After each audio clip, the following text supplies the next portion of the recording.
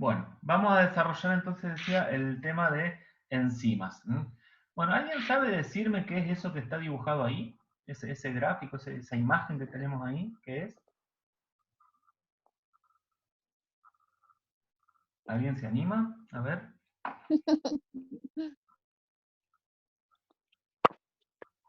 ¿Una proteína? Muy bien, es una proteína. ¿Sí? Es una proteína, fíjense la forma. ¿Qué dirían? ¿Que es una proteína globular o una proteína fibrosa?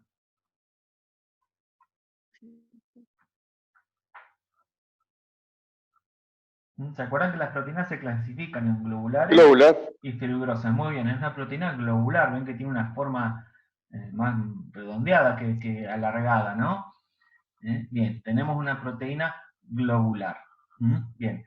¿Qué nivel de estructura está representado acá en este dibujo?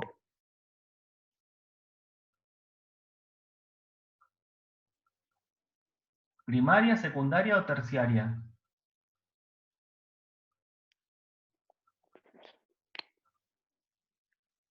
¿Cómo estamos? Vamos a tener que repasar un poco. Vemos una proteína y está dibujada su estructura terciaria, ¿no? Porque la estructura primaria correspondería a la secuencia de aminoácidos de la cadena polipeptídica, y bueno, acá no vemos la secuencia, sino que vemos eh, algo todo enrollado, ¿no? Recuerden que la secuencia de aminoácidos en una proteína es lineal. Yo debería ver como una sola una secuencia en línea, sin embargo acá veo todo como enrollado, como en un ovillo. Bueno, esto justamente, esa estructura tridimensional que adopta final que adopta la proteína, corresponde a lo que es la estructura terciaria, ¿sí? Bien. ¿Y por qué elegí esta imagen para simbolizar una enzima? Bueno, porque las enzimas son proteínas, ¿sí? Las enzimas son proteínas y ven acá, ven que está toda la molécula proteica en azul, sin embargo acá hay una región de la enzima, perdón, de la proteína que está en rojo. ¿Lo ven? Sí. Chicos, activen los micrófonos, vamos a charlar. Yo quisiera que contesten. ¿Ven? Acá hay Y una se ve, región profe. en rojo. Bien. Eso que vemos ahí no está en todos los lugares de la proteína. Fíjense que hay en un único lugar hay como un huequito y está eso en rojo. Bueno, se ve que estas proteínas tienen una zona particular acá, ¿eh? Que debe tener algún tipo de función, ¿no? Bueno, ahora vamos a ver de qué se trata, ¿sí? Bien. Bueno, pero antes de empezar a desarrollar lo que es el tema encima, vamos a repasar, si se quiere, algunos conceptos así medio básicos de lo que son las reacciones químicas, porque bueno, justamente las enzimas tienen un rol que cumplir en el contexto de una reacción química, entonces hay algunas cositas que nosotros tenemos que conocer de una reacción química.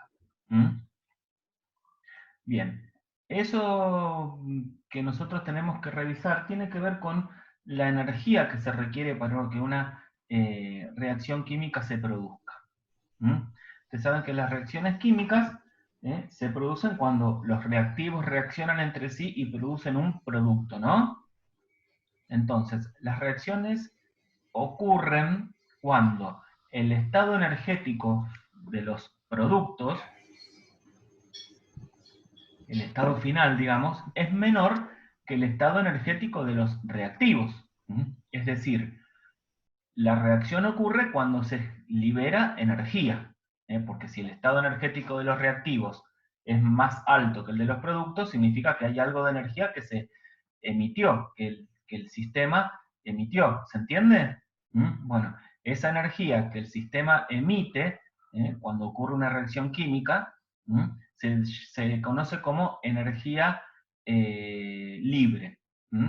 Todas las reacciones que ocurren en forma espontánea, es decir, las reacciones químicas que ocurren en forma sin que tenga yo que intervenir, se llaman, se dice que tienen una variación de energía libre negativo, es decir, el contenido energético de los productos es menor que el contenido energético de los reactivos. Por ejemplo, la reacción entre el gas de la cocina, ya sea metano o butano, si tienen garrafa o si tienen gas natural, la reacción entre el gas de la cocina y el oxígeno del aire es una reacción espontánea, libera energía. Ahora bien, cuando ustedes abren la perilla de la cocina, ¿se enciende solo el gas en presencia del oxígeno del aire? No. No se enciende solo. No. ¿Qué necesita? ¿Qué tienen que aportarle ustedes para que se encienda? Una chispa. Tienen que aportar una ¿Fuego? chispa, ¿no? Sí, una chispa. Una fuente de energía. Tienen que aportar energía externa para que eso ocurra. Después, ¿tienen que seguir aportándole constantemente energía? No. No, ya la reacción transcurre por sí sola, ya libera, y libera energía, ¿no? De si no, no podríamos calentar el agua, ¿no? Libera energía. Bien. Esa energía que se libera es la que nosotros percibimos como calor, como un aumento de temperatura, ¿no? Ahora, ¿por qué no ocurrió instantáneamente o espontáneamente la reacción cuando yo abrí la hornalla? Porque en realidad los reactivos tienen que tener un estado energético superior para poder reaccionar. Ese plus de energía que yo necesito al inicio de la reacción se llama energía de activación. ¿Sí? Cada vez que hay dos reactivos que van a reaccionar, esos dos reactivos tienen que tener un estado energético superior para después para ahí sí poder reaccionar y producir el producto. ¿Se entiende? Esa energía, ese plus de energía que necesita el sistema para poder reaccionar, se llama energía de activación. Bien, las reacciones que tienen energías de activación más altas, son aquellas que necesitan más energía, un aporte inicial de energía más intenso para que puedan ocurrir. ¿Sí? Bien. Entonces, ahí es donde entran a jugar los catalizadores. ¿Qué son los catalizadores? Son sustancias que cuando yo las agrego a una mezcla de reactivos, lo que hacen es reducir el valor de energía de activación. Ayudan a reducir el valor de la energía de activación que se requiere para que los reactivos reaccionen entre sí. El catalizador no es un reactivo de la reacción, tampoco es un producto. Simplemente lo que hace el catalizador es hacer que la reacción ocurra en forma más rápida. O en condiciones energéticas más moderadas. Ustedes fíjense en esta gráfica que tenemos acá. Yo, para que A y B reaccionen, tendría que aportar una energía para hacer que A y B lleguen hasta este punto. ¿Ven? Ahora, si yo agrego un catalizador, aportando este poquito de energía, ya logro que A y B reaccionen. ¿Ven? Eso se traduce en que las condiciones energéticas de la reacción, que requiere la reacción para poder ocurrir, son más moderadas. Y también que la reacción es más rápida en presencia de un catalizador. El catalizador ayuda a que la reacción se produzca más rápidamente y en condiciones energéticas más suaves. ¿Queda claro? El catalizador no se consume en la reacción, no participa de la reacción, no es ni reactivo ni producto.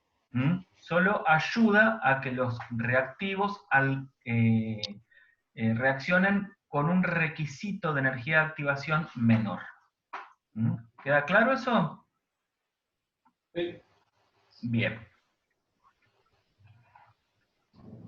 Bueno, en los sistemas, en la industria química son muy utilizados los catalizadores. Son muy utilizados catalizadores de todo tipo.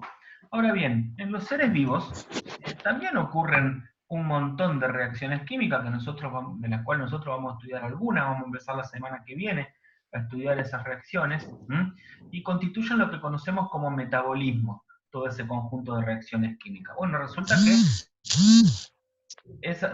que esas reacciones químicas que ocurren en el interior de las células también tienen energías de activación muy altas. Y para que se lleven a cabo, sin un catalizador, yo necesitaría un aporte de energía muy grande.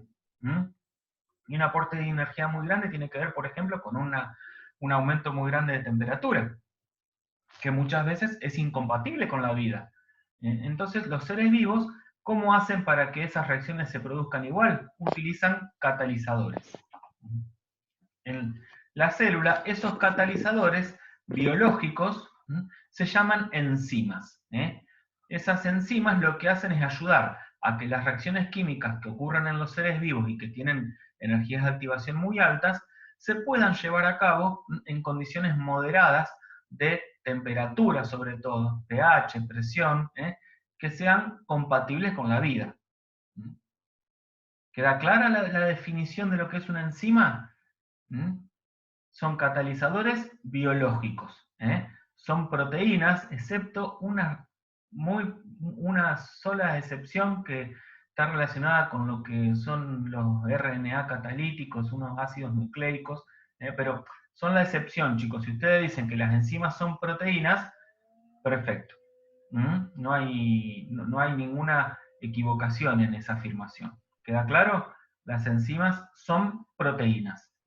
Porque de todas maneras, a esas moléculas de ácido nucleico RNA catalítico se las suele llamar ribosimas, para diferenciarla de lo que son las enzimas.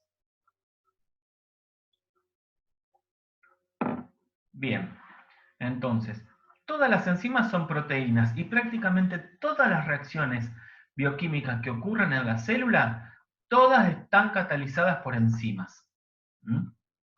Cada reacción tiene una enzima específica que la cataliza, ¿sí? Y que hace que se pueda producir esa reacción en condiciones compatibles por la vida. ¿Qué condiciones serían esas condiciones compatibles con la vida? ¿Qué temperatura?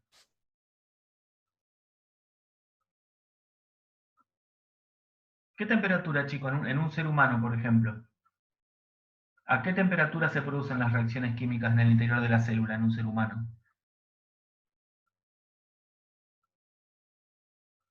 ¿Se está escuchando, chicos? Sí. Ah, bueno. 37 grados. 37 grados, sí, 36,5, 37. Y 35 medio bajo. La temperatura normal, digamos, de una persona es 36 grados, 36,5. Bien. ¿Y qué condiciones de pH? ¿Qué pH tenemos nosotros adentro? Bueno, por ahí hay algunas regiones del cuerpo que tienen pH diferentes, pero básicamente el pH de la sangre es el pH de los tejidos y es aproximadamente 7,35, 7,45. Es un poquito más arriba del neutro, es más bien alcalino, ¿no? 7,35, 7,45, ese es un pH que es compatible con la vida humana. Si nosotros tenemos pHs en la sangre menores o mayores, estamos en problemas, ¿no? El pH es una de las variables más importantes que el organismo regula, porque justamente las reacciones químicas que se producen lo hacen a determinados pHs. Y con respecto a la presión, bueno, la presión en la que estamos expuestos nosotros, ¿cuál es?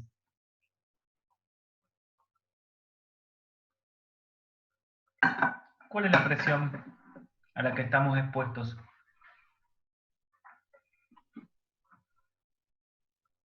Digo, por decir, una atmósfera.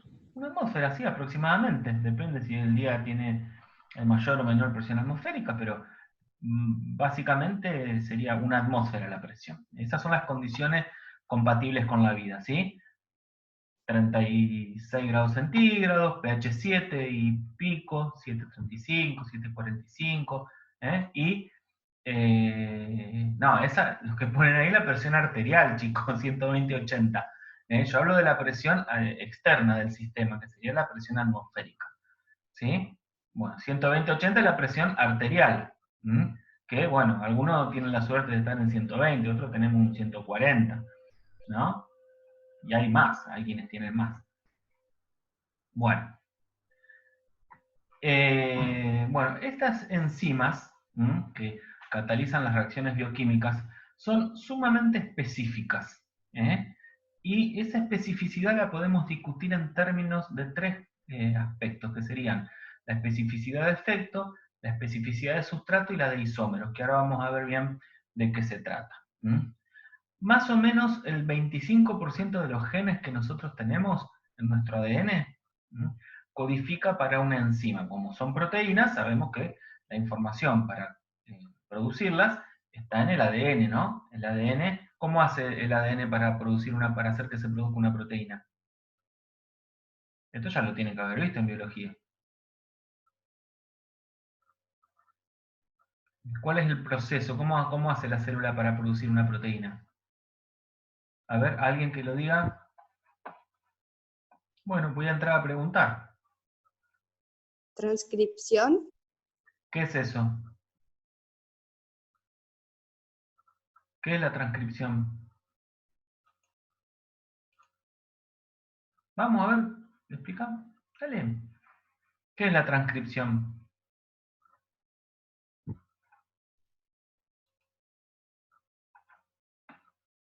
Traducción, dicen acá también en el chat. Bueno, en realidad, primero, el ADN se tiene que transcribir a un ARN, ¿no? Y el ARN sale del núcleo y se traduce a proteína en los ribosomas. Muy bien. Estas cuestiones, chicos, estos dogmas de la biología molecular ya lo deberían saber, ¿no? A esta altura. Yo creo que lo dieron en biología. ¿No lo vieron en biología todavía? ¿Lo vieron? Pasa, profe. Sí, lo estamos dando, pero ahí la vamos llevando. Ah, miren que lo voy a llamar a Dora, si no, ¿no? Y a Karina. Dale, llámela, profe, y de paso le dice que nos dé clase así como nos da usted, porque nos manda material y no nos explica. No, ya tanto no me meto. Bueno, estamos, pero recuerden, el ADN higiene no tiene biología, me dicen que yo les di la clase esta la otra vez de biología. El ADN se transcribe a ARN y el ARN sale del núcleo y se traduce a proteína.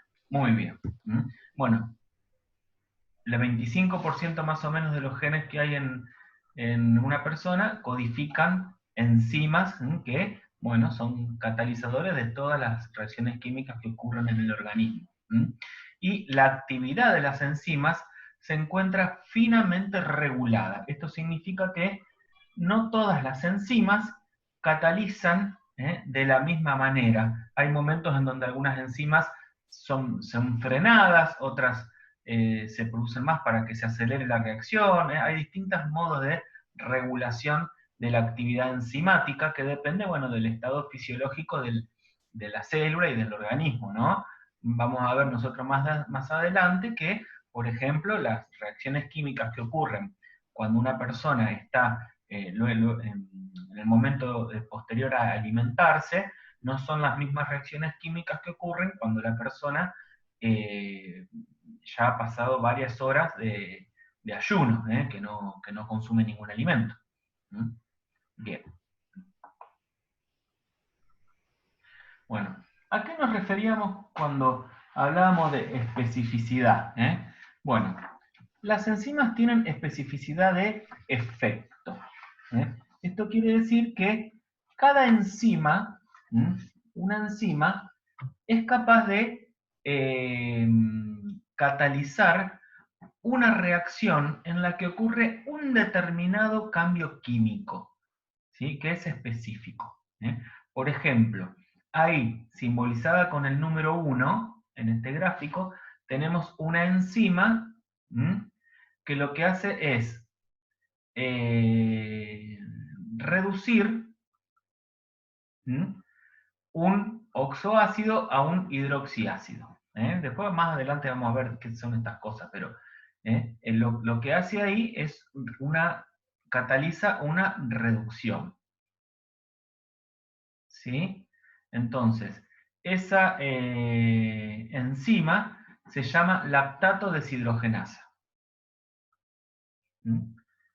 Las deshidrogenasas tienen esta función de catalizar este tipo de reacciones. ¿Sí? Una enzima que cataliza este tipo de reacción no cataliza otro tipo de reacción. ¿Se entiende? A eso me refiero yo cuando hablo de especificidad de efecto. Una enzima que cataliza una reacción de reducción o de oxidación no cataliza otro tipo de reacción, una transferencia de grupo, por ejemplo, o una isomerización, una hidrólisis. No. Cada enzima tiene un produce un efecto en particular. ¿Queda claro entonces esto? Una enzima no puede tener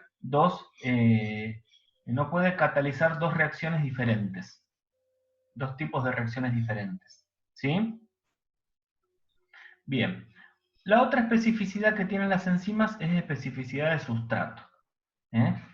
Las enzimas que catalizan la conversión de un determinado compuesto en otro, solo lo hacen para ese compuesto, no lo hacen para otros. ¿Sí? Cada sustrato le llamamos a los reactivos de la reacción química que es catalizada por una enzima. Entonces, cada enzima trabaja con un sustrato o con un reactivo en particular y no funciona con otro. Por eso hablamos de especificidad de sustrato. E incluso hay enzimas que tienen especificidad isomérica. ¿Se acuerdan que hablamos de lo que eran los isómeros? Que eran compuestos químicos que tenían la misma fórmula química pero distinta distribución espacial de los átomos. Fíjense, ahí tenemos dos isómeros que son el L-lactato y el D-lactato. Yo, a partir de una molécula que se llama piruvato, puedo obtener cualquiera de los dos, L-lactato o D-lactato. Voy a obtener uno o el otro dependiendo de cuál es la enzima que esté participando. Si es la L-lactato deshidrogenasa o la D-lactato deshidrogenasa. ¿Sí? Lo mismo al revés. Si yo tengo L-lactato y lo quiero convertir en piruvato, necesito la enzima L-lactato deshidrogenasa. Yo con la D-lactato deshidrogenasa no voy a poder convertir el L-lactato. ¿Se entiende eso? Sí. Bien, entonces especificidad de efecto que tiene que ver con el tipo de reacción, de sustrato que tiene que ver con cuáles son los reactivos, y de isómeros que tiene que ver con qué isómeros de los reactivos están participando en la reacción. Bueno, justamente en función de estas cuestiones es que podemos clasificar a las enzimas. Las enzimas se clasifican según el tipo de reacción que catalizan. Hay básicamente 6 tipos de reacciones. Por lo tanto va a haber 6, ojo, no son 6 reacciones, son 6 tipos de reacciones.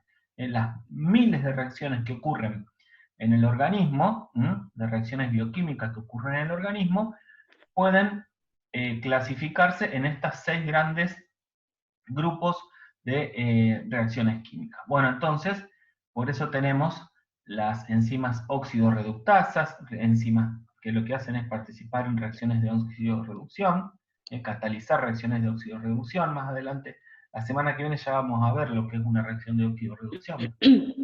Las transferasas, que lo que hacen es transferir un grupo químico a otro. Ven, ahí tenemos en el tipo de reacción, tenemos representado ahí en forma genérica cuál sería el rol de la enzima, más específicamente qué tipo de reacción estaría catalizando. Las hidrolasas, que lo que van a hacer es hidrolizar. Las liasas, que lo que van a hacer es unir grupos químicos. Las isomerasas lo que van a hacer es cambiar el ordenamiento de los átomos en una molécula, en sí no la sustancia, sino van a interconvertir isómeros. Y después tenemos las ligasas, también llamadas sintetasas, Fíjense la diferencia entre las liasas y las ligasas, entre el grupo 4 y el grupo 5, ¿no? En la liasa se unen directamente dos grupos. En la ligasa, estos grupos se unen, pero hay consumo de energía en forma de ATP. Esto es a modo más que nada ilustrativo, chicos, para que ustedes vean que hay 6 grandes grupos de enzimas que se clasifican en estos 6 grupos en función de el tipo de reacción que catalizan. Bueno, ese número, 1, 2, 3, 4, 5, 6, es el primer número de los 4 números que se utiliza en forma general para nombrar las enzimas. Por ejemplo, la enzima que mencionábamos hace un ratito, la LDH, lactato deshidrogenasa, es una óxido reductasa, por lo tanto su primer número va a ser un 1. ¿Ven acá? Como es 1, es una lactato deshidrogenasa. Dentro, es una óxido reductasa, ¿ven? El segundo número corresponde a la subclase de enzimas. Acá no la tengo, no están puestos los números, pero vamos a suponer que el 1 debe ser una deshidrogenasa. Entonces, 1, 1, 1, 27. Son 4 números, a su vez estas subclases se dividen en muchas subclases, subclases, en más, entonces sería 1, 1, acá un 1 y acá un 27. Es así como con 4 números yo puedo identificar una enzima en particular. Y también yo puedo usar un nombre común para la enzima. Las enzimas, yo me doy cuenta, si yo tengo una biomolécula, me doy cuenta que es una enzima porque su nombre común termina en asa. ¿Sí? Las terminaciones son importantes, chicos. Termina en asa. Si termina en asa, es una enzima. Y en el nombre común yo puedo identificar el sustrato y puedo identificar el tipo de reacción que cataliza. Entonces, fíjense, LDH, lactato deshidrogenasa. Lactato deshidrogenasa. Termina en asa, deshidrogen sería el tipo de reacción que cataliza, y lactato sería el sustrato de esa reacción, ¿sí? Glucosa 6-fosfatasa termina en asa, este sería el sustrato, y la acción sería la fosforilación. La pérdida sería de un grupo fosfato. Después lo vamos a ver más en detalle. Se ve como el nombre de una enzima me suele dar información sobre lo que hace esa enzima, ¿sí? Y si yo tengo el nombre común, ¿no? Y si tengo un nombre según la nomenclatura AEC, bueno, tengo 4 números, tendría que ir a ver qué es lo que significa cada uno de ellos en alguna tabla que explique esta nomenclatura, ¿sí? Bien, ¿alguna pregunta? ¿Hasta acá? ¿Venimos bien?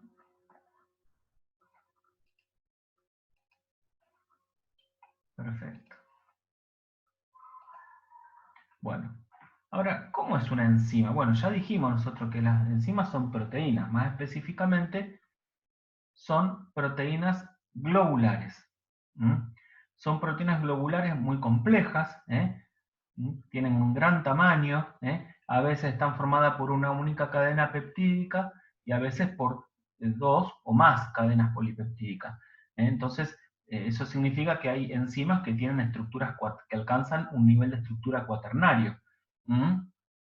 Bien, como son proteínas, ¿se acuerdan? Las proteínas son polímeros de aminoácidos, lineales. En este caso estamos hablando de que las enzimas son proteínas globulares, son muy grandes. Y en ellas, cuando uno analiza la disposición espacial de las cadenas, de la cadena, cuando uno analiza la estructura terciaria, que es lo que está, por ejemplo, representado ahí en esa enzima que tenemos dibujada acá en amarillo, ¿ven? Hay distintos rulos, ¿ven esos rulos? Y esas flechas que vemos acá son distintos elementos de estructura secundaria, ¿ven? Alfas hélices, hojas plegadas beta, y cuando se disponen unas respecto de otras en el espacio, queda delimitado un sitio en la enzima, como un hueco, que es lo que se llama sitio activo, cuya configuración tridimensional, esa configuración tridimensional del sitio activo es complementaria a la estructura del sustrato, complementaria en todos los aspectos, en lo que sería el tamaño, la distribución de cargas, las zonas hidrofílicas e hidrofóbicas, es decir, que en ese hueco que le queda a la enzima, en ese surco, ahí entra lo que sería el sustrato, para que se produzca la reacción enzimática. Ese lugar se llama sitio activo de la enzima, y repito, la forma de ese sitio activo es totalmente complementaria con la estructura del sustrato. El sustrato, vamos a ver ahora dentro de un ratito cuando veamos los mecanismos, vamos a ver que el sustrato tiene una estructura complementaria al sitio activo. Por ejemplo, fíjense, acá tenemos una enzima que se llama sacarasa. La sacarasa lo que hace es hidrolizar la sacarosa. ¿Se acuerdan lo que es la sacarosa?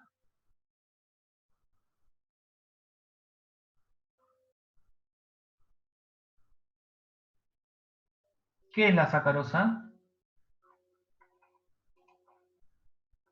Carbohidrato.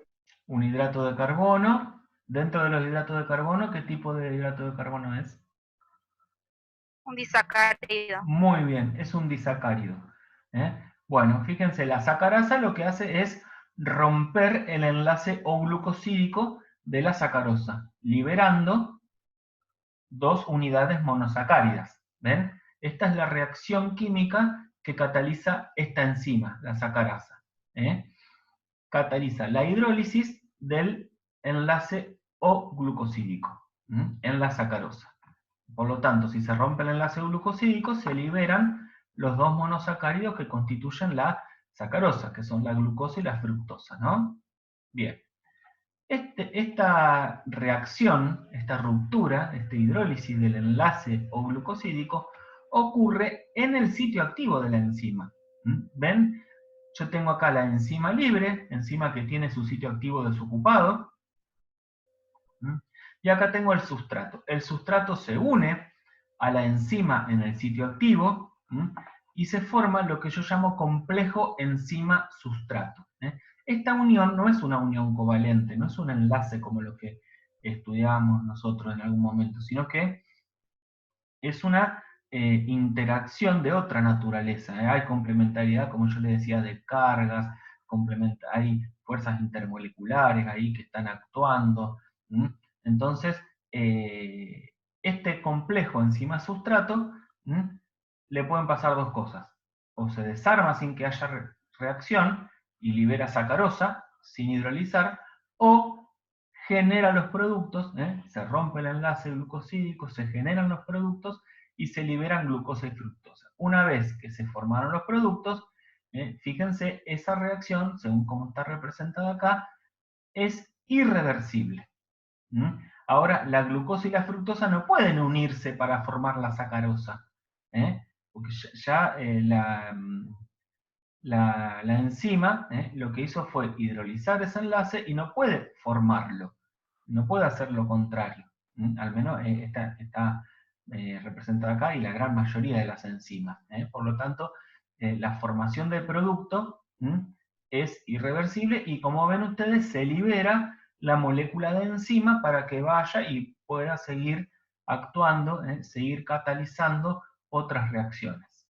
Por eso decimos que la enzima no se consume durante el proceso de catálisis, sino que lo que hace simplemente es contribuirá a que la reacción ocurra más rápida, y una vez que se produce la reacción, se recupera la enzima, tal como la puse al principio, ¿no? Sin ningún tipo de cambio. ¿Alguna pregunta hasta acá?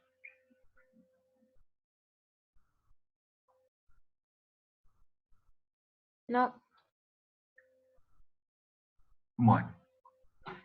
Es importante que nosotros desarrollemos un poquito cómo es que se produce esta reacción enzimática y de qué cuestiones, de qué aspectos depende. Eso sería meternos en lo que se conoce como cinética enzimática. Bueno, las enzimas que vamos a ver nosotros siguen una cinética que se conoce como cinética de Michaelis-Menten. ¿Sí? Cinética de Michaelis-Menten. Yo, en una reacción que no está catalizada, por enzimas, ustedes tienen un sustrato A que se transforma en un producto B. La velocidad de esa reacción es proporcional a la cantidad de sustrato que yo tenga. Esto es lo que significa esta ecuación, que la velocidad de la reacción es proporcional a la concentración de sustrato. Este corchete que está encerrando a A significa concentración. Ahora bien, en una reacción enzimática,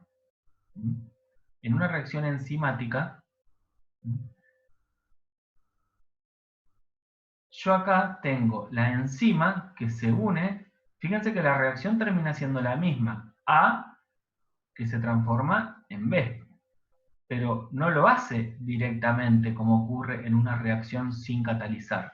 En la reacción catalizada por enzimas, la enzima se une a A formando el complejo enzima-sustrato. Y es el complejo enzima-sustrato que se puede desarmar o que puede dar B liberando la enzima. ¿Ven? Que el complejo enzima-sustrato puede desarmarse liberando A sin que haya reaccionado, o reaccionar, formar B y liberar la enzima libre para que se vuelva a producir la reacción. ¿Sí? Entonces, tenemos dos etapas acá. La formación del complejo enzima-sustrato y la formación de producto y regeneración de la enzima. Bien. La diferencia entre estas dos velocidades es lo que yo conozco como actividad enzimática. Se supone que esta velocidad de la reacción catalizada por la enzima es mayor que la velocidad de la reacción sin catalizar. Y la concentración de enzima, perdón, la velocidad enzimática va a depender de muchos aspectos, muchos factores que ahora vamos a analizar. Pero básicamente yo, para una enzima, voy a determinar dos parámetros cinéticos que me interesa describir, que son la velocidad máxima, o Vmax, y lo que llamo Km, o constante de Michaelis. Son dos parámetros, ven, Vmax y Km, son dos parámetros que van a ser determinantes para poder determinar la velocidad de la enzima, de la reacción enzimática. Entonces, un poco podemos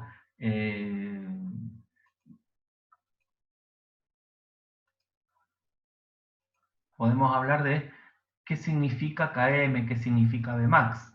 Bueno, Km es una medida, a mí me interesa más lo cualitativo en esta cuestión, ¿no? No vamos a hacer problemas numéricos relacionados con cinética enzimática. Sí saber que Km representa la afinidad que tiene la enzima por el sustrato. ¿Qué tanto el sustrato se atrae mutuamente con la enzima? Porque ustedes piensan, si la afinidad es muy alta, va a tender a aumentar la cantidad de complejo enzima-sustrato. Entonces, ¿cómo interpreto el valor de Km? mientras más chico sea KM, más afinidad va a tener la enzima por el sustrato. Y eso es bueno.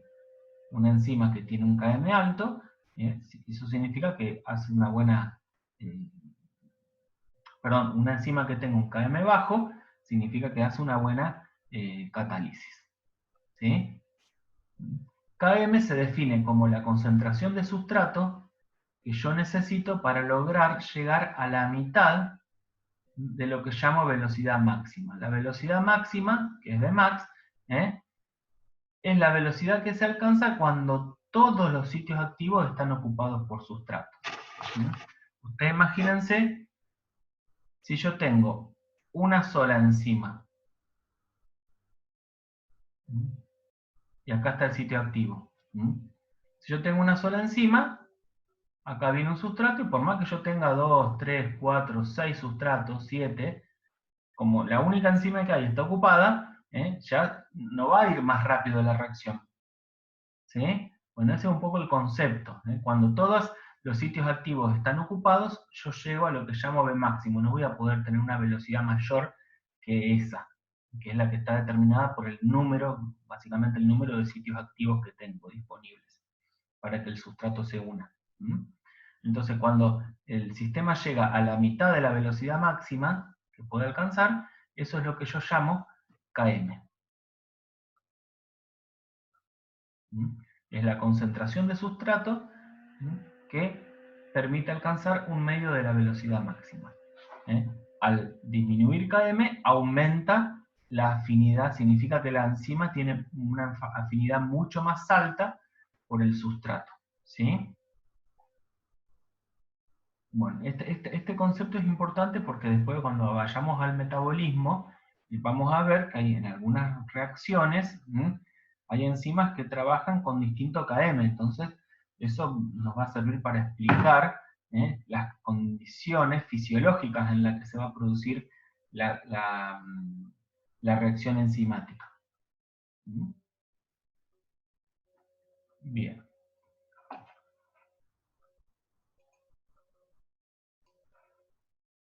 ¿Alguna pregunta hasta acá, chicos?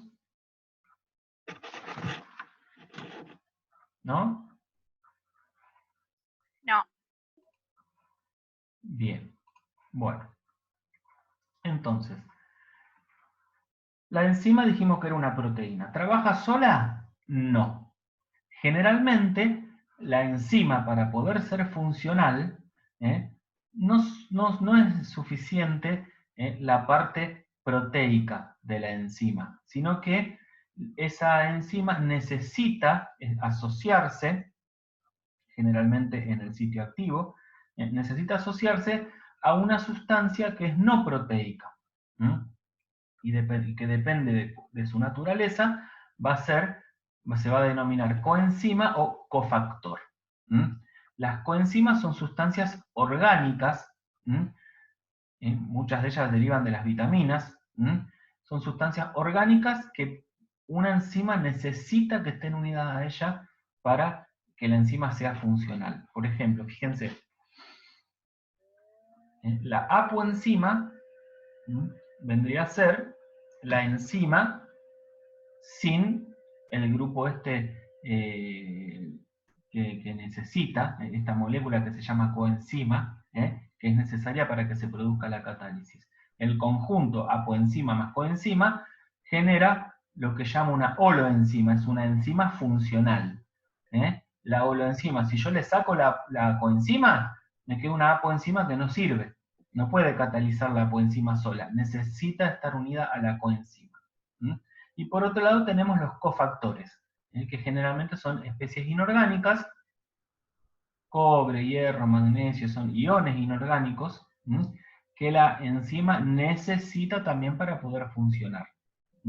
Si a la enzima le falta la coenzima o el cofactor, entonces no va a funcionar, el sustrato no se va a unir. Las coenzimas y cofactores tienen una relación directa e influyen sobre lo que ocurre en el sitio activo. Y si faltan la coenzima o el cofactor, no se produce la reacción enzimática. Aunque yo tenga la cadena proteica de la enzima, no importa. Si no está la coenzima o el cofactor, la enzima no funciona. Después hay dos términos importantes que tenemos que conocer. Los zimógenos son precursores inactivos de una enzima. ¿Qué quiero decir con esto? También se le llama preenzimas o proenzimas. Hay enzimas que se forman en lugares en donde no tienen que actuar, y tienen que viajar, por ejemplo, hacia algún lugar en donde se produce la acción enzimática. Bien, esas enzimas inactivas, que no funcionan porque todavía no están en el lugar en donde tienen que actuar, se llaman zimógenos. Por ejemplo, algunos componentes de los jugos digestivos, después lo vamos a ver cuando veamos la parte de nutrición, vamos a ver que hay algunas enzimas que se forman en un órgano y se liberan ahí en el tracto digestivo y actúan bajo determinadas condiciones.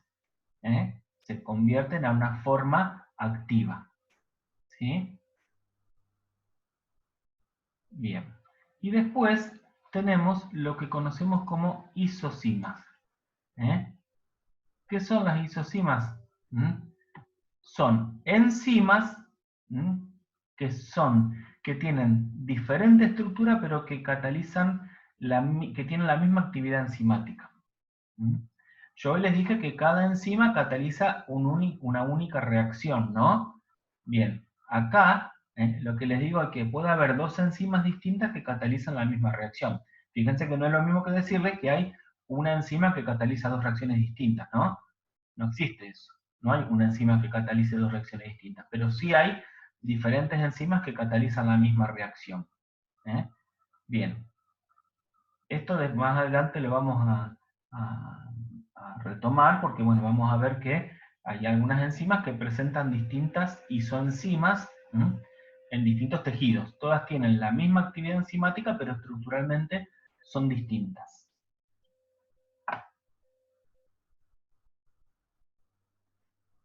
Por ejemplo, fíjense, de esta enzima que veníamos hablando hoy, la lactato deshidrogenasa.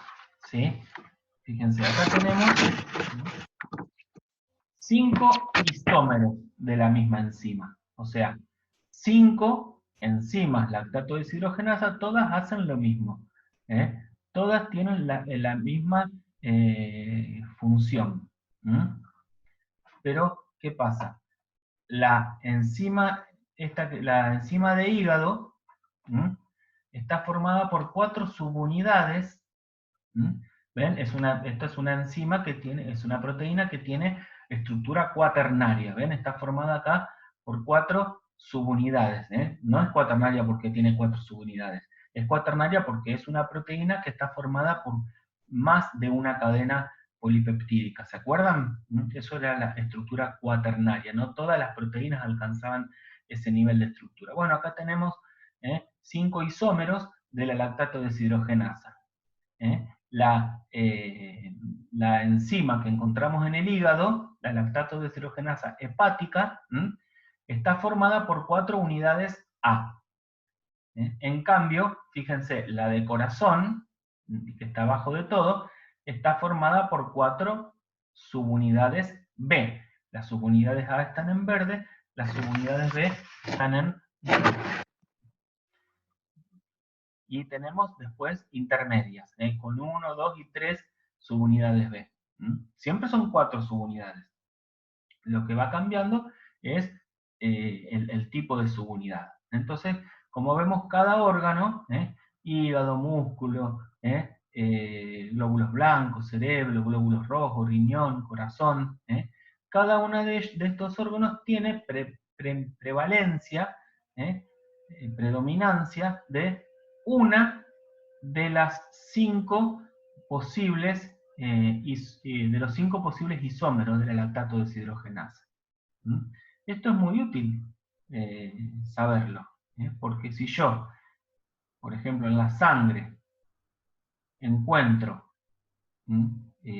actividad de la lactato deshidrogenasa, y bueno, si la lactato deshidrogenasa resulta que la analizo y obtengo es este isómero, y bueno, seguramente hay algún daño hepático, porque normalmente no está esta enzima en la sangre, esta enzima está dentro de la célula.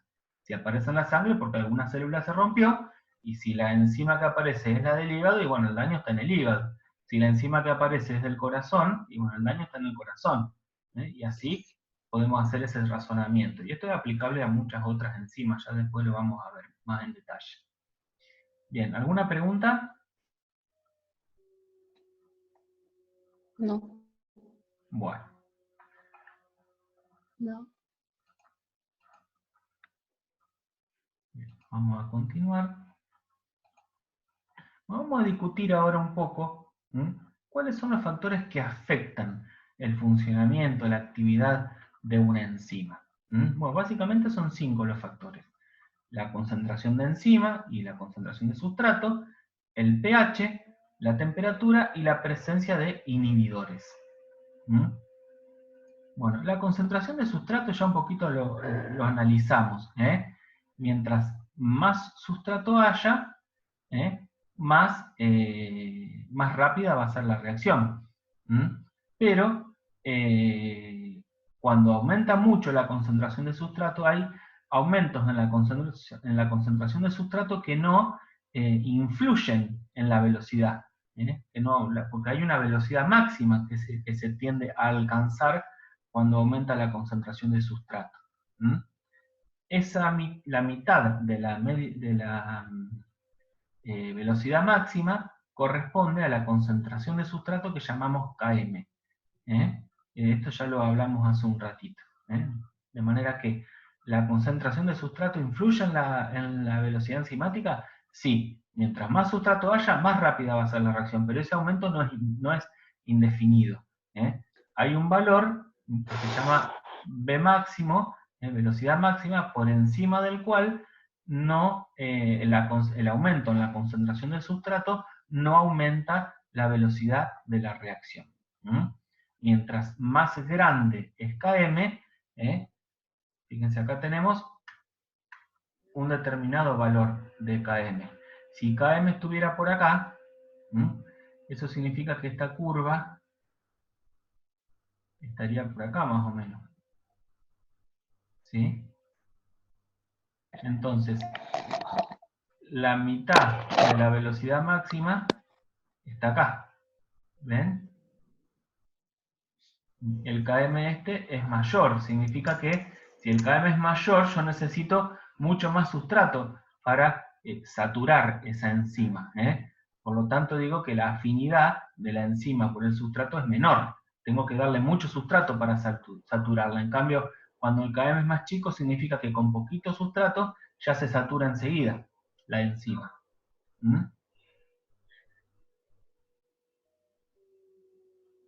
¿Se entiende? Sí. Bien. Bueno. ¿Qué pasa con el pH? Bueno, las enzimas son proteínas. Como son proteínas, están formadas por ¿qué tipo de moléculas?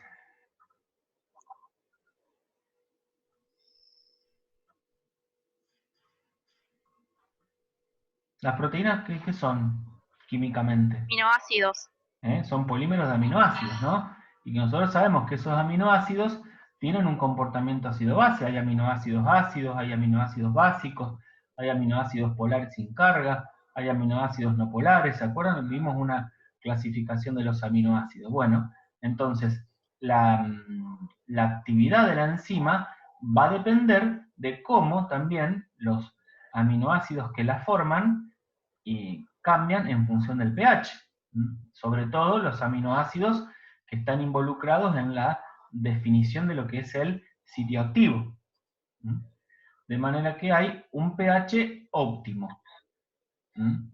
A ese pH, que llamo pH óptimo, los aminoácidos que están en el sitio activo, o en realidad los aminoácidos de la enzima, están con un grado de protonación o desprotonación apropiado, y ahí se puede unir el sustrato. Ya si me muevo de ese valor de pH, ya sea para arriba o para abajo, si aumento o bajo el pH, voy a cambiar la conformación de la proteína en lo que corresponde a sus cargas eléctricas, y eso puede alterar la afinidad de la enzima por el sustrato. Como ven acá, hay en la curva,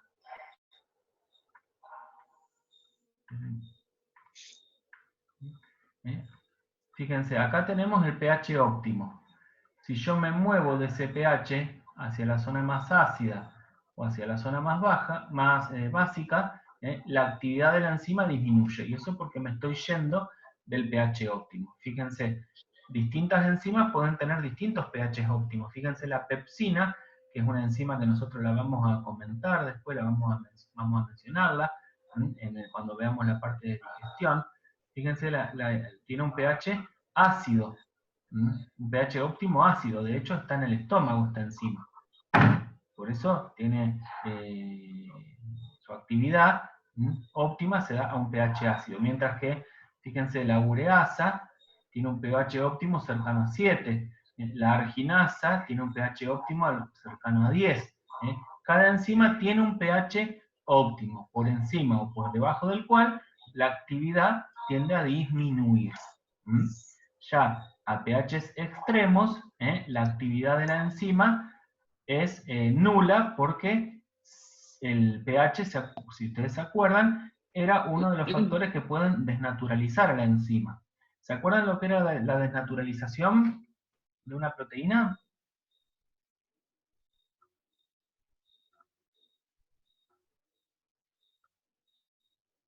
¿Se acuerdan lo que es la desnaturalización de una proteína? ¿Qué implica la desnaturalización de una proteína?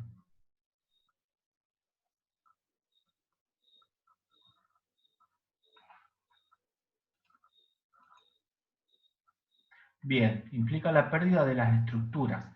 ¿De qué estructura? ¿Todas?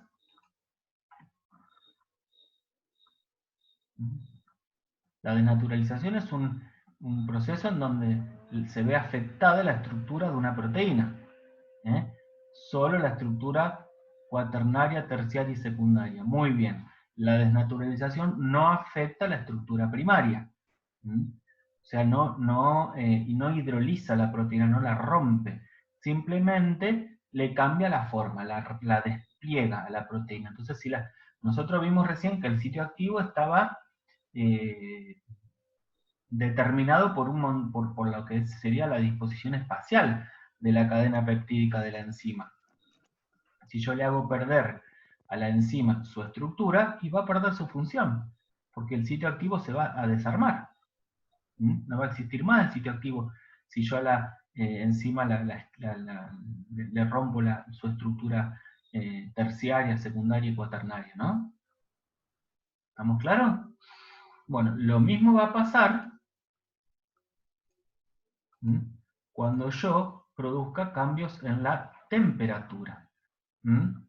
Si yo aumento la temperatura del sistema, generalmente, al aumentar la temperatura, aumenta la velocidad de una reacción. Eso en términos generales. Pero ¿qué pasa? Hay un valor de temperatura por encima del cual la enzima deja de funcionar porque se desnaturaliza.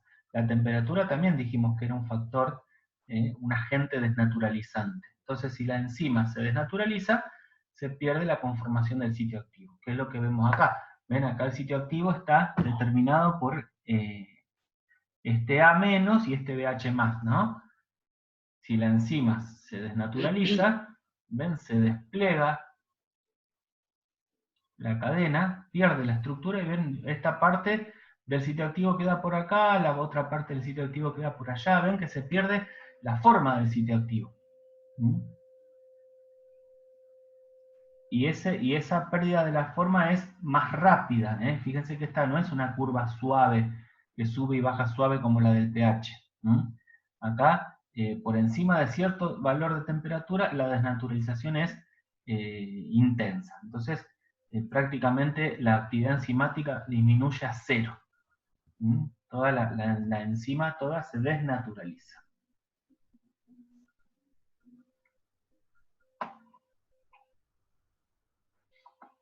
¿Alguna pregunta? No. Bien, y después tenemos la presencia de inhibidores. ¿Qué son los inhibidores? Los inhibidores son sustancias que inhiben la actividad enzimática. Pueden ser no específicos, que serían todos estos cambios que nosotros mencionamos recién como que producen desnaturalización, y son no específicos. Todas las enzimas se desnaturalizan por acción de la temperatura. Todas las enzimas se desnaturalizan a pHs extremos o en presencia de solventes orgánicos. Ahora, hay otro tipo de inhibidores que son específicos. Esa inhibición puede ser reversible o irreversible. Es irreversible cuando cuando el inhibidor lo que hace es producir cambios en la cadena peptídica. La altera a la cadena peptídica y entonces ya esa proteína no sirve más, porque se modifica el sitio activo, pierde la actividad enzimática. Y el inhibidor específico reversible es aquel que interactúa con la proteína, con la enzima, produciendo distintos grados de alteración en la actividad enzimática.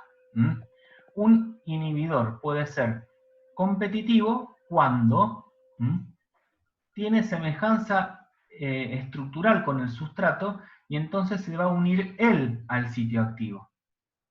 El inhibidor competitivo compite con el sustrato por la unión al sitio activo. Entonces, si yo tengo una reacción enzimática y le pongo un inhibidor competitivo, la velocidad va a ser menor, porque va a haber menos sitios activos disponibles, porque muchos de esos sitios activos van a estar ocupados por un sustrato, por un inhibidor que tiene semejanza estructural con el sustrato. Y después tenemos los inhibidores no competitivos, que en realidad el inhibidor no competitivo es un inhibidor que no se une a la enzima en el sitio activo, por lo tanto no impide que el sustrato se una al sitio activo, pero sí se une en otro lugar y produce cambios en la conformación espacial de la proteína. Y si produce cambios en la conformación espacial de la proteína, va a cambiar la afinidad de la enzima por el sustrato. Por lo tanto, va a disminuir la actividad enzimática. Acá el gráfico se ve un poco mejor. ¿Ven? El inhibidor competitivo, si yo tengo, el verde es el sustrato acá, y el lila es el inhibidor, si el inhibidor se une en el sitio activo e impide que se una al sustrato, tenemos una inhibición competitiva. Pero si el inhibidor se une en otro sitio de la enzima, como vemos ahí el circulito que está en color amarillo, se une en otro sitio de la enzima y esto altera la conformación del sitio activo, el sustrato puede unirse, pero la reacción no se produce porque hay menor afinidad.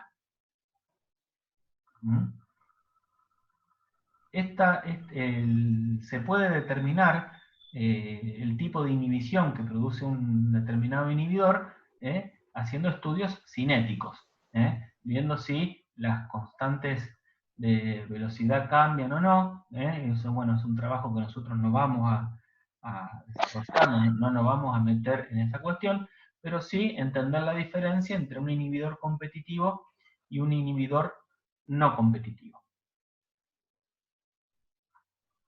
¿Alguna pregunta? No. No. Bien. No. Bueno, yo les había dicho hoy también que la actividad de las enzimas estaba regulada. ¿Sí? Ahí recién vimos cuáles eran los factores que afectaban la actividad enzimática. Ahora, el metabolismo, la célula es capaz de regular la actividad de sus enzimas. Para eso va a recurrir a distintos mecanismos. Por ejemplo, uno de los mecanismos que puede utilizar es el control de la transcripción. ¿Qué significa esto? Y si un determinado gen se transcribe, después se traduce y se forma la proteína, que es la enzima. La célula puede impedir que la secuencia de ADN se transcriba. Si impide eso, o no está el promotor de la transcripción, entonces no se va a producir la enzima. ¿Sí? Otras veces la enzima se produce, pero se le hace alguna modificación covalente para que no funcione y se le vuelve a hacer otra modificación cuando se quiere que funcione. Esa modificación puede ser una fosforilación, metilación. Hay algunas enzimas que para volverse activas se le corta un pedacito, se llama proteólisis. Es un ejemplo de los zimógenos que habíamos mencionado antes, que muchas veces se forman como una cadena más larga de lo que tiene la proteína, la enzima activa, y entonces, bueno, después para que a partir del precursor se forme la enzima activa, se le corta ese pedacito de cadena. Eso se llama proteólisis. Hay distintas formas de modificar en forma covalente una enzima para que pierda su actividad o para que se active. Ese tipo de regulación de la actividad enzimática también se produce en las células. Y es un poco más rápido que lo que sería el control de la transcripción. Ustedes imagínense que si en algún momento la célula necesita una enzima, tiene que hacer que se forme el ARN, ese ARN tiene que salir del núcleo, tiene que ser captado por el ribosoma, se tiene que formar la proteína. Es un control más lento. En cambio, muchas veces hay enzimas que están formadas ya y que se les hace una modificación covalente que es más rápida para ponerlas en actividad. Otras veces las enzimas activas están encerradas en determinados compartimentos de la célula. Por ejemplo, más adelante vamos a ver el caso de algunos transportadores de glucosa, que lo que hacen es entrar glucosa al interior de la célula. Estos transportadores son transportadores que están, que para poder funcionar tienen que estar ubicados en la membrana plasmática. Entonces la célula los tiene en unas vesículas en el interior, en el citoplasma. Cuando necesita incorporar glucosa, y están las condiciones dadas para eso, esas vesículas migran hacia la membrana celular, hacia la superficie de la célula, y ahí se ponen a disposición los transportadores para que estos ingresen la glucosa. ¿Sí? Eso es un mecanismo de respuesta más rápido que lo que sería el control de la transcripción de las enzimas. Y después tenemos la modulación, la regulación alostérica, que sería por unión de ligandos, que después la vamos a ver más adelante.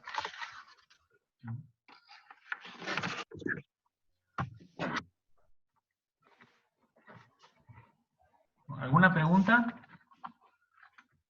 No.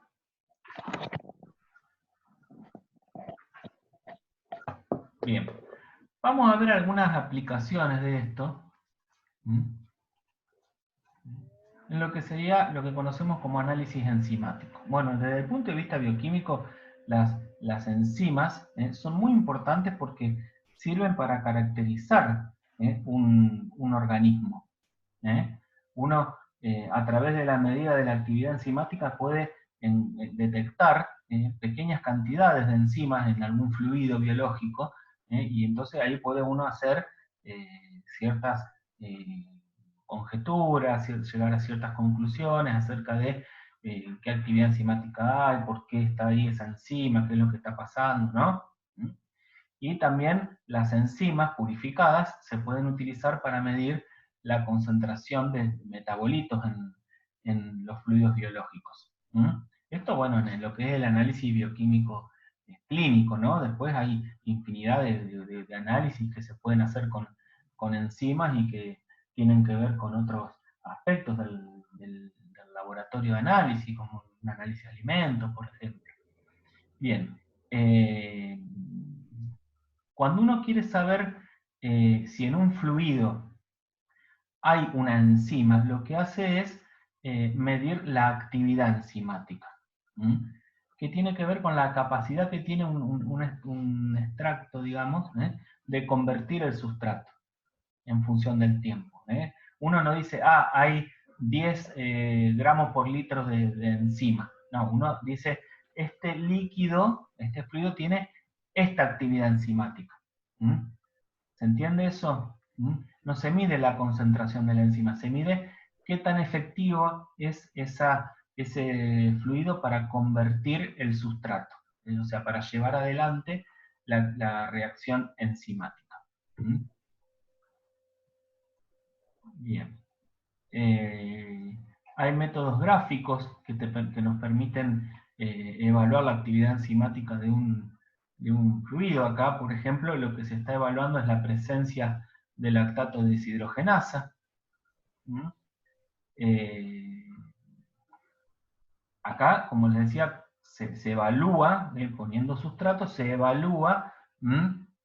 Fíjense, acá tenemos los sustratos de la reacción. Cuando añadimos lactato deshidrogenasa, la reacción comienza a producirse y aumenta la concentración de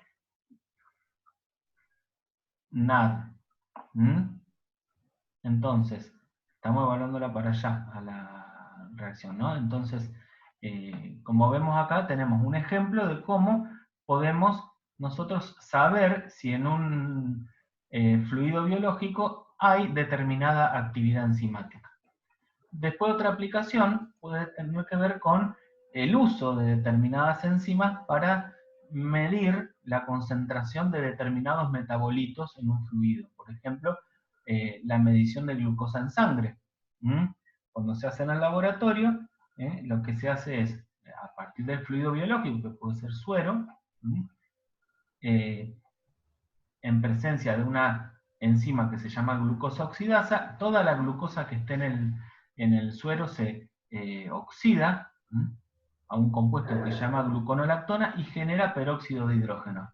Ese peróxido de hidrógeno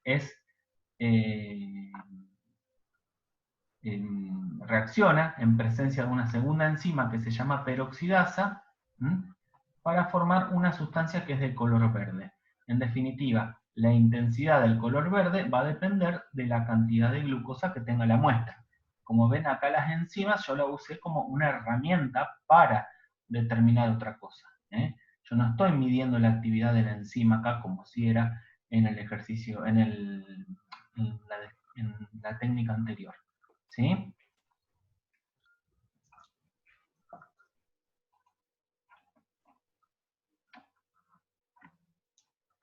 Bueno,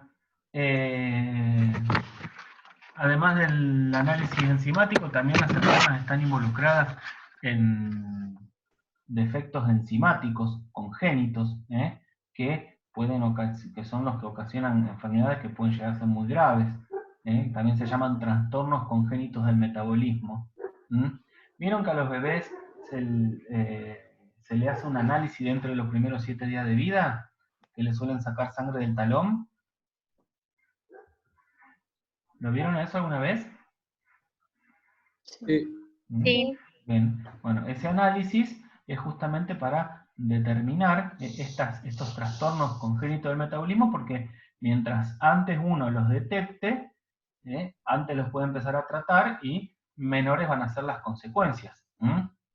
Por ejemplo, esto sería una vía metabólica normal, en donde un determinado sustrato, gracias a una enzima activa, se transforma en productos, ¿no? ¿Qué pasa?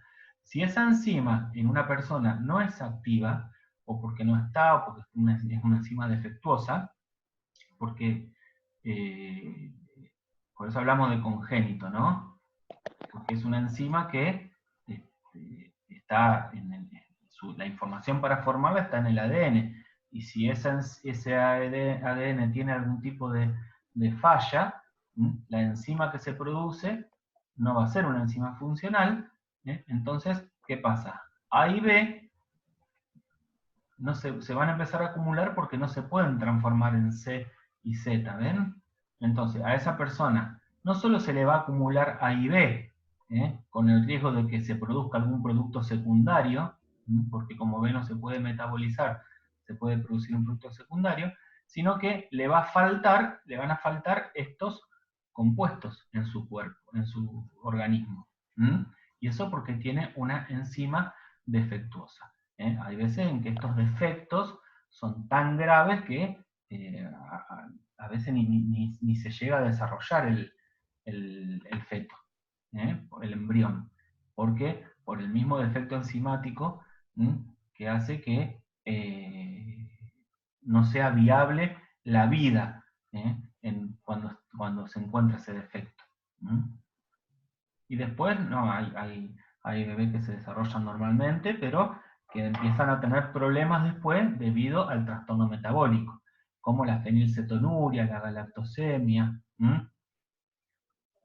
Bien, son distintas enfermedades que, como les repito, se testean ni bien nace el bebé, porque entonces se pueden, tratadas a tiempo, se evitan las graves consecuencias que tienen. Antes, ¿qué pasaba con los bebés? Y o se morían, o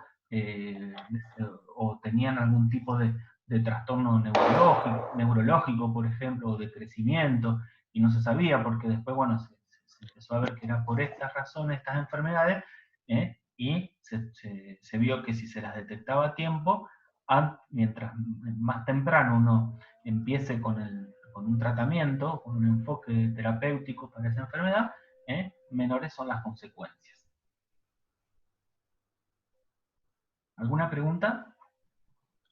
No. No. Bien. Bueno, también se puede hacer diagnóstico de enfermedades mediante el dosaje de enzimas en el suero. Yo se lo mencioné hace un ratito a eso. Cuando en un tejido hay un daño, el contenido de esas células muchas veces pasa a la sangre. En la sangre no hay enzimas libres que estén circulando, las enzimas están adentro de la célula. Entonces, si hay un daño tisular, las enzimas se vuelcan a la sangre y se desplazan en el torrente sanguíneo. Entonces uno puede detectar actividad enzimática en suero. Y dependiendo muchas veces de la isoenzima que uno detecta, puede identificar en qué órgano es el daño. Y también la magnitud del daño uno puede cuantificar. Bueno, y acá, bueno, puede haber varias explicaciones a la aparición de enzimas en el suero. Puede ser porque las células la producen en demasía y se terminan volcando la sangre. Puede ser que haya más células que la están produciendo. Puede ser que un tejido se haya muerto y se lisaron las células o que la membrana de la célula está aumentada, o alguna vía que está obstruida y entonces lo que tiene que pasar por esa vía no pasa, se acumula y termina yendo por otro lado. Bueno, hay distintas cosas que pueden causar que aparezcan enzimas en el suero. Y bueno, todas ellas pueden detectarse en forma clínica.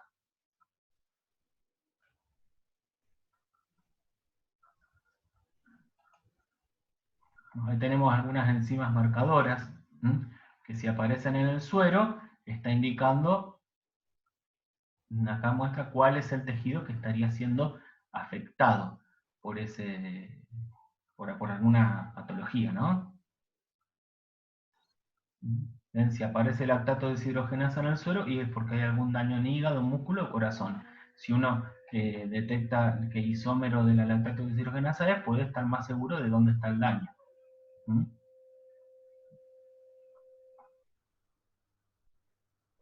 Bueno, y también las enzimas son objetivos de la acción de los medicamentos. Hay medicamentos que pueden actuar sobre las enzimas y modificando la función enzimática. Por ejemplo, podrían las enzimas actuar a nivel del transportador de determinado producto para que no entre, de determinada sustancia para que no entre a la célula, o hay medicamentos que actúan sobre la enzima,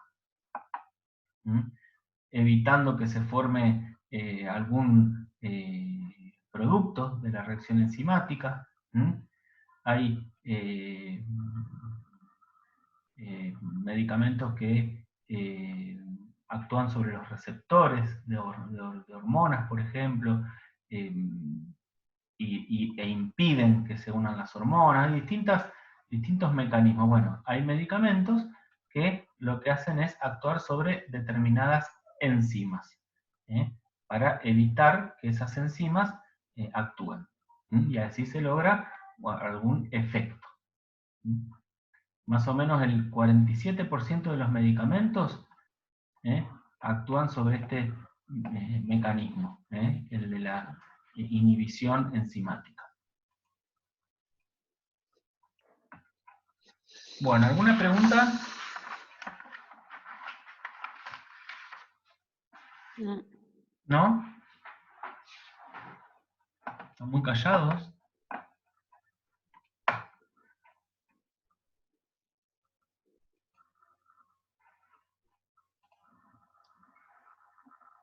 Están calladitos. ¿Alguna pregunta, nada? ¿Una duda que tengan? No, profe.